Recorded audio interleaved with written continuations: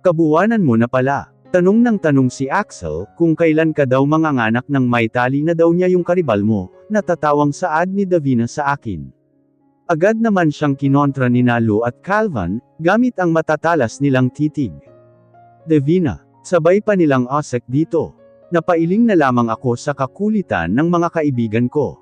Tulog pa si Leon sa pagkakataong ito, ewan ko ba sa tatlong to ang aga mambulabog. Ikakasal na ba talaga sila ni Vanna? Tanong ko. Oo nga, kaya makakahinga ka na ng maluwang. Malaki na daw utang mo kay Axel Zoe, natatawa pang sagot ni Calvan. Ang kadalasang tawag namin kay Axel. Kami nga kasal pero wala pa ring kasiguraduhan. Hindi kasal ang solusyon para sa mga taong nagmamahal, kasi kung kasal. Matagal na sana akong masaya, pagdadrama ko. Agad silang kumontra. Si Davina ay binato ako ng unan, habang iyong dalawa naman, ay piling-iling akong tinapunan ng tingin. Jeez, sana talaga manganak ka na, at nang mabawasan na yung kadremahan mo. Miss na namin yung Zoe na laging nagtataray, at tumatawa sa lahat ng jokes ni Calvan Singhal Panilu. Napangiti ako ng dahil doon. If only they know. Hati ang pag-asa ko kapag nanganak ako. Positive at negative ang katumbas nyon. Hindi ko alam kung makakaya nilang tanggapin ang magiging kapalaran ko pagkatapos. They might lose a friend. Excited akong maging ninang, masayang lahad ni Davina. Lumapit ito sa akin at niyakap ang tiyan kong mambak. Hinalik-halikan niya iyon. Na parang sabik na sabik. Hindi ko mapigil ang mapangiti, habang pinapanood ang kaibigan ko. Hey there little boy, naririnig mo ba si Ninang? Behave ka dapat, okay? Huwag mong pahirapan si mommy, she's been through a lot of pain already, saad niya rito. Nabuo ang nagbabagang init sa mata ko, at akmang bubuo iyon ng mabagyong luha.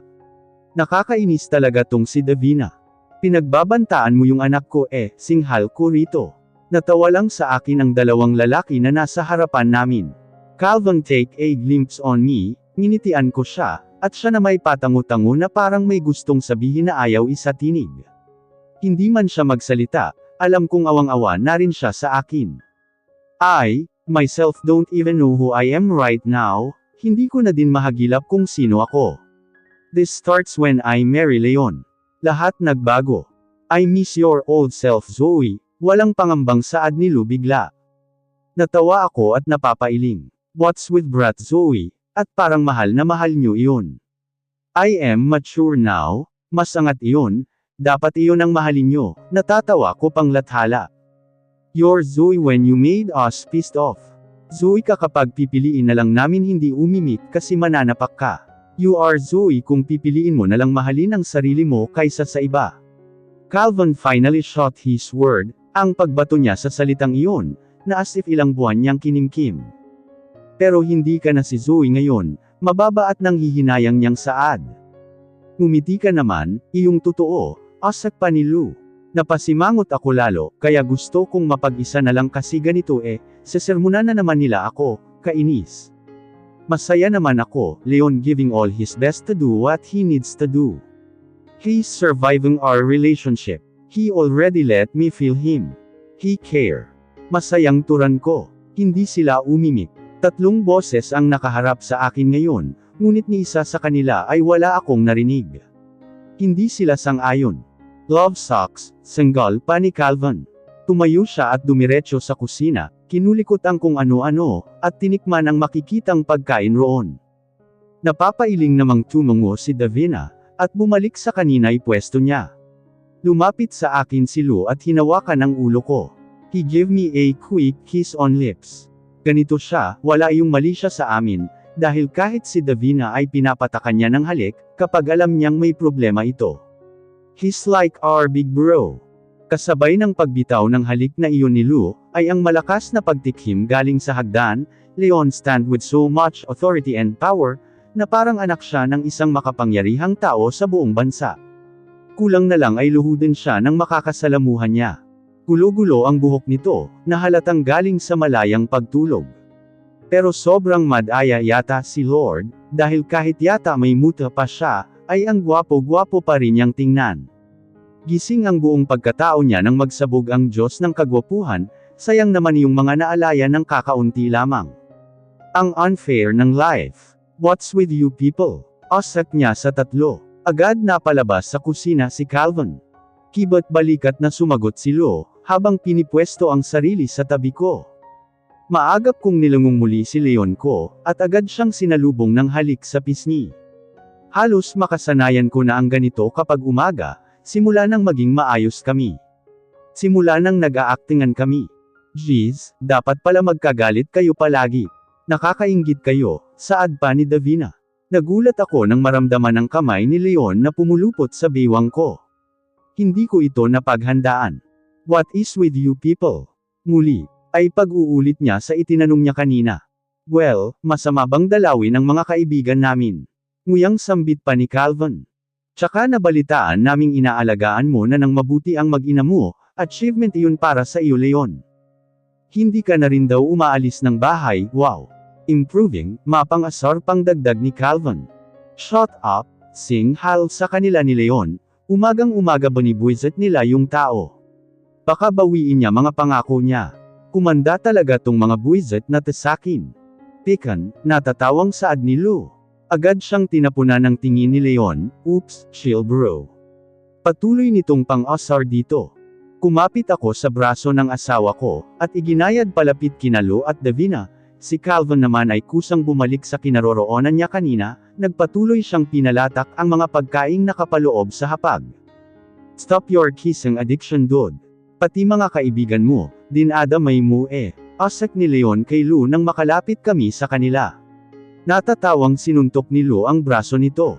Jealous. Mapanloko nitong asak sa kaibigan, na parang tuloy-tuloy na ang pagka-bad trip sa buong araw na ito. No, naaasiwa lang ako. Maayos na kami ngayon ni Zoe, don't make way para isipin ko ulit na malandi siya. I already vanished that idea, he answered. Totoo ba? Tanong ko kay Axel nang tumawag siya. Agad siyang oo sa tanong ko. So, she's coming back. I thought for good siya dyan. Tanong ko pa. She is. Hindi ko nga rin alam kung bakit nagbago ang isip niya. She's not against our marriage naman ako nga ang ayaw But sure, we'll get married sooner. That was so sure Zoe, saad niya. Tumango ako. Thanks Sorry kung nadadamay ka pa rito ha, pagpapaumanhin ko. It's okay, it's not as if ikaw yung nagplano ng marriage namin. My parents were. Magpasalamat ka kaya sa kanila. Natatawa niyang sabi. Kung siguro ay nasa tabi ko siya, baka nasapak ko na ito. Sige na, update me kung nakaalis na siya dyan ha, nang mapaghandaan ko. Ayokong manganak nang wala sa oras Axel. Okay, regards sa magiging inaanak ko. Sabihin mo love siya ni Ninong. Umuwi ka dito kapag manganganak na ako. Ikaw kapag wala ka, pag lumabas si baby, isasama kita sa hukay half-meant kong joke, pero thank God at hindi niya yun binigyan ng meaning, at hindi na nagtanong pa kung bakit ko yun nasabi. Siyempre nasa tabi mo ako sa mga panahong iyan, takot ko na lang masama sa hukay no, mapangloko niyang sagot. Umuwi ka kung ganoon, pinal kong saad. Narinig ko ang pag-check niya sa kabilang linya. Uuwi ako, kung gusto mo nga ako na rin magpapaanak sa'yo I hate you. Natatawa kong sagot dito. Matagal ang pagpapaalaman namin ni Axel, umabot pa yata sa 30 minuto yun, bago ako sumuko at ako na ang kusang nagbaba ng tawag. Who's that? Leon asked.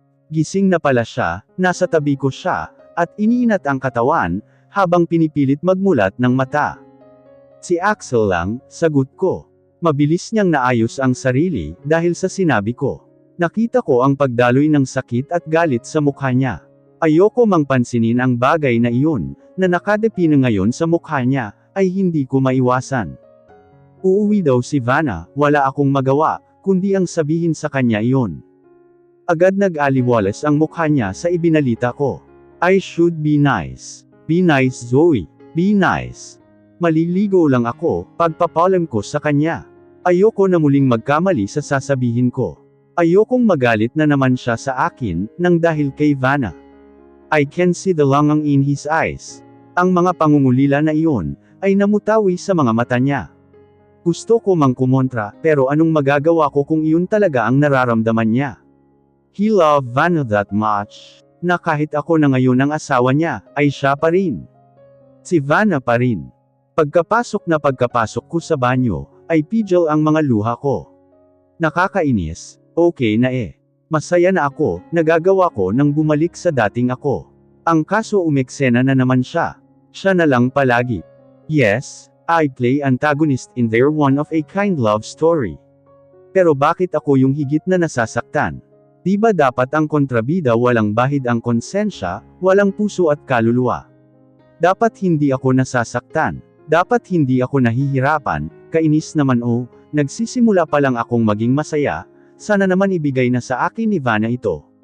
Bilang na lang ang mga araw ko, at gusto kong sa mga araw na iyon. Naging masaya ako.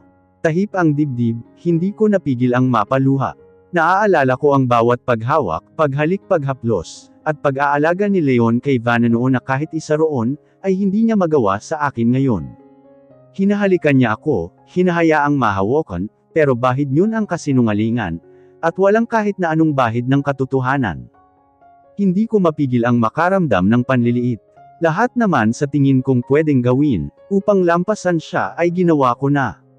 Pero bakit sa lahat ito pa rin ang kahihinatnan ko? Zoe, rinig kong tawag ni Leon sa labas ng pinto. Agad akong sumagot ng pilit na ginagawang normal ang boses. Wait, nagbabawas ako, sagot ko.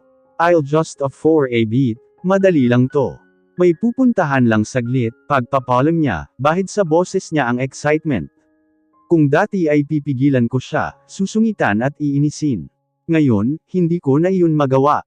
Hinahayaan ko na lang na daluyin ng kirot ang puso ko, dahil kahit anong pilit ko, a part of me ay sadyang masaya, dahil at last nahimigan kong masaya ang asawa ko. Kahit hindi ako yun, ang dahilan. Sige, sagot ko na lang, pilit na pinapatunog normal ang tinig ko, kahit gumagaralgal na. Bakit ba hindi ko na siya kayang kontrahin katulad ng dati? Sumapit ang gabi pero wala pa rin siya. Napaismid ako sa salaming nasa harap ko, itinaas ko ang damit upang makita ang magandang tanawing buo ng katawan ko, ang umbok sa tiyan ko. Napangiti ako, maaaring bukas, maging ngayon ay posibleng lumabas ka na anak. Masisilayan mo na kung gaano kalupit ang daigdig.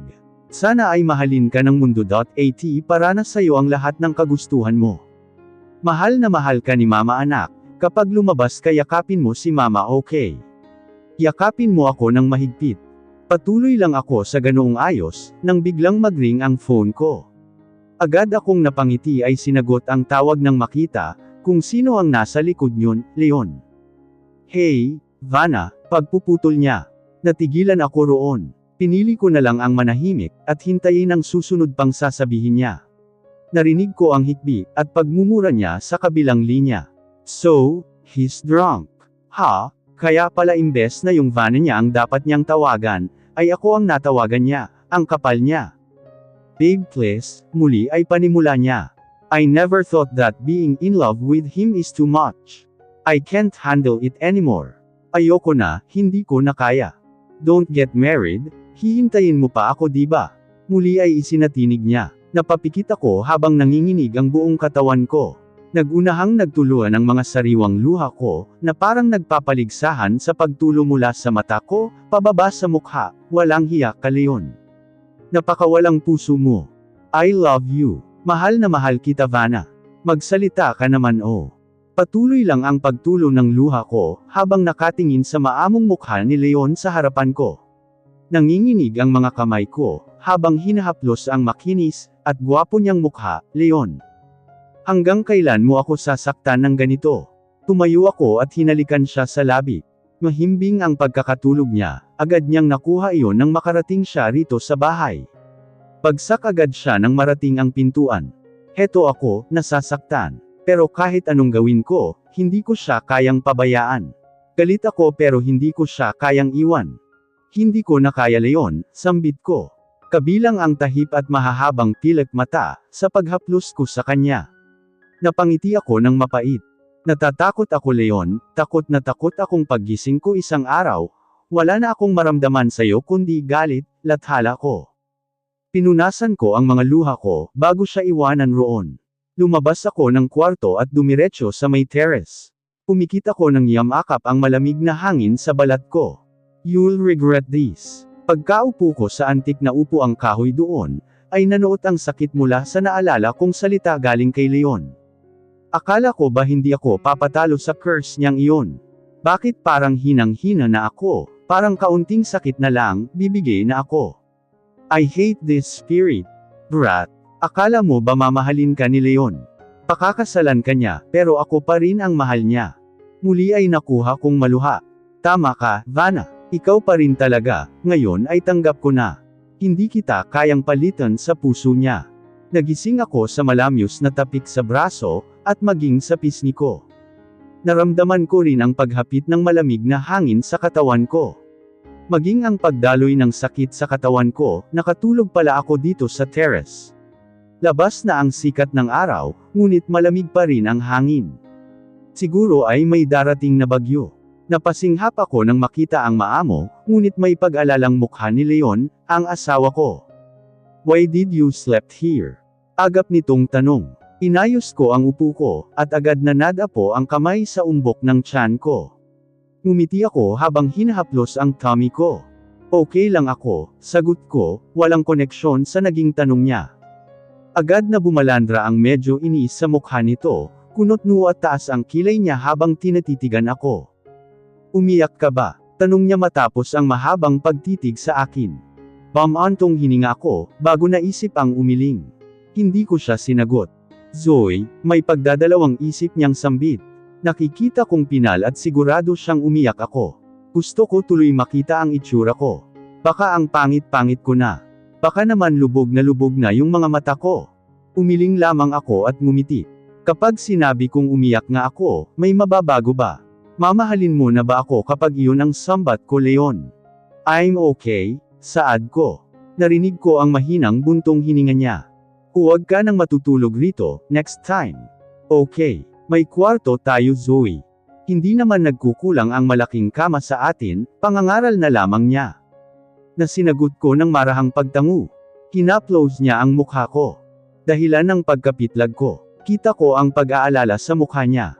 Totoo ba ito, Leon? Lahat ba ito ay totoo o pawang kalokohan lang? Inialis ko ang palaisipang iyon. Ako ang may gusto nito, hiniling kong gawin niya ang mga bagay na ito. Noong una ay ang saya-saya, nakakataba ng puso.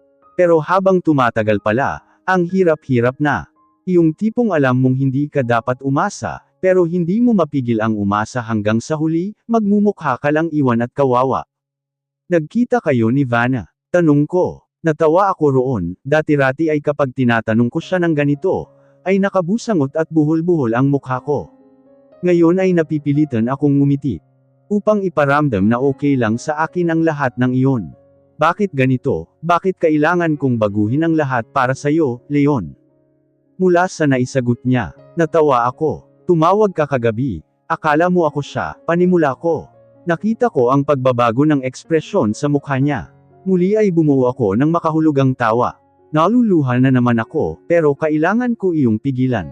Ang swerte niya, bakas sa boses ko ang inggit. Ang swerte-swerte niya, nanginginig ang mga labi ko, marahan iyong kumibot-kibot, habang nilalabanan ang maalab niyang tingin. Napayuko ako at kusang sumuko sa titigang iyon. Napangiti ako ng mapait, at muling naglabas ng halakhak na sarkastiko. Ayoko na, saad ko dahilan ng pananahimik niya. Nakita ko ang sunod-sunod niyang paglunok, at kasabay ng muling pagtatama ng titig namin, ay ang pagkakawala ko ng tubig sa mata ang sariwang mga luha. Leon, tawag ko sa pangalan niya, ngunit tila parang iba na ang mundo niya. Nakatulala lamang siya sa akin, ngunit alam kong hindi siya nakikinig. Hinawakan ko ang kamay niya, at doon lamang siya nagbalik wisyo. Ngumiti ako habang patuloy ang pagluha. Mahal na mahal kita, Leon. Pero tama na. Hindi ko na kaya, siguro ay sapat na ito upang masabi kong kahit hindi naging tayo, na ipaglaban pa rin kita sa abot ng aking makakaya. Lahat ng ito ay panibago para sa akin, lahat ng ito ay katatakutan ko, ngunit para sa anak at sa sarili ko, kakayanin ko, ikaw ang naging mundo ko, at ngayon ay kailangan kong tumakbo sa ibang mundo. Ang sikip na kasi, hindi na ako makahinga. Pinapalaya na kita. Hindi mo na kailangang magpanggap na concern ka, hindi mo na ako kailangang alagaan. Okay lang na hindi mo na ako mahalin Leon, saad ko pa. Hindi siya umimik. Nanatili siyang tahimik, habang nakamasid sa akin. I'm sorry, I said between my sobs. Pinisil ko ang mga kamay niya na hawak ko. I am sorry for ruining you Leon. Sapat na ang kasalanang nagawa ko, hindi ko na iyon kaya pang dagdagan. Tanggap ko na hindi mo talaga ako kayang mahalin, gaya ng pagmamahal mo sa kanya. Pero sana pangako mo, paglabas ng anak natin. Alagaan mo siya, mahalin mo, kahit gaano kabigat ang galit mo sa akin, sana ay huwag mo siyang idamay. Kahit siya na lang iyong makaramdam ng pagmamahal mo. Nasa po ko ang dibdib ko nang makaramdam ako ng kirot at paninikip. Kailangan ko itong gawin bago ako mapuno, dagdag ko. Leon, ayokong paggising ko isang araw, galit na lang ang puhunan ko para sa'yo. Mahal na mahal kita. Hindi ko maatim na magalit sa'yo, hindi ko maatim na kamuhian ka. Kaya habang maaga, gusto ko na lang isuko ka. Hindi sapat ang lakas ko para ipaglaban ka pa, wala ni isa ang pinanghahawakan ko, para manatili ako sa'yo. Ang hirap-hirap mong mahalin, napakasakit mong mahalin.